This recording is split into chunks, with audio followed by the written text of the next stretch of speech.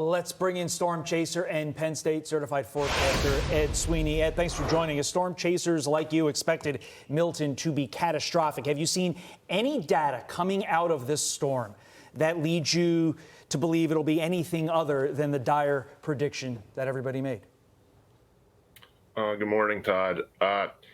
No, it's a significant event with where this storm became a Category 5 on 2 occasions.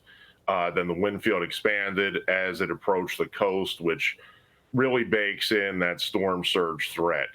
The west coast of Florida is very prone to surge. It's a very shallow continental shelf off the west coast. So, no, I would expect we would see pretty significant damage in that regard. And obviously, there are several higher-end wind reports as well. 24 hours ago, as we sat in these chairs, I don't think any of us said tornadoes would be the main story coming out of this. And while it is a little bit premature to say it is officially the main story, it is certainly a big deal nonetheless. So why have tornadoes been such a major aspect of this storm, Ed? Well, I think that there's a couple factors to that.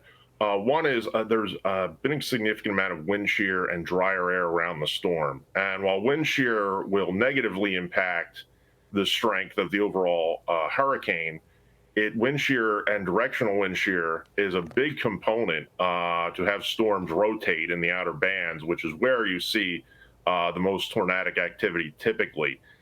Combined with a dry air component, and as Janice said, it becomes much more like a system you would see in the Great Plains. And many of the tornadoes visually look pretty similar to what we would see in the plains or the Deep South. I read an article that said the Florida West coastline is going to be changed forever. What's your assessment of that when the sun comes up? Are we going to see a coastline that is completely changed from what it was this time yesterday? I think in some areas, especially to the south of Tampa, St. Pete, where that what we call right front quadrant. So in this case, as a storm moved northeast, that areas near the eye and to the south would experience the full brunt of the storm surge. So I would think that would be very likely. We mentioned at the top, you're a storm chaser. How does Milton compare to other major storms that you have studied, that you have chased, Ed? Sure, it would be probably up there in terms of the Atlantic Basin.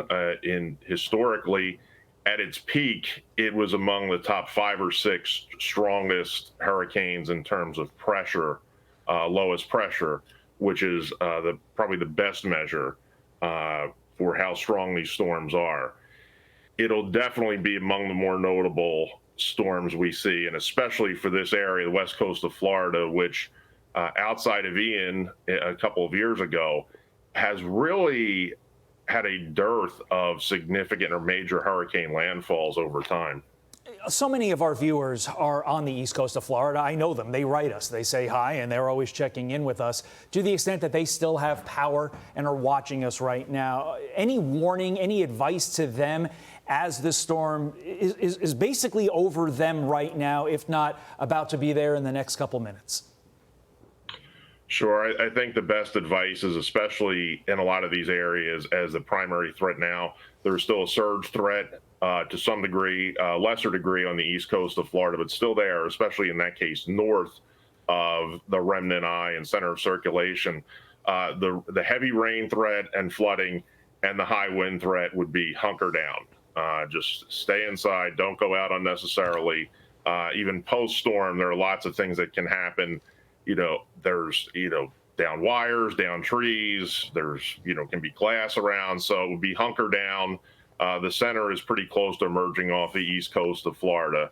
So I'd say, stay in shelter where you are and follow the National Weather Service and local officials, their advice pretty closely. And I'm so glad you mentioned post-storm, because things like you mentioned, I'll throw in live power lines that are down, electrified water, those do not mix and can be deadly. Ed Sweeny, thank you for your insight here and your time this morning as we follow Hurricane Milton. Thank you.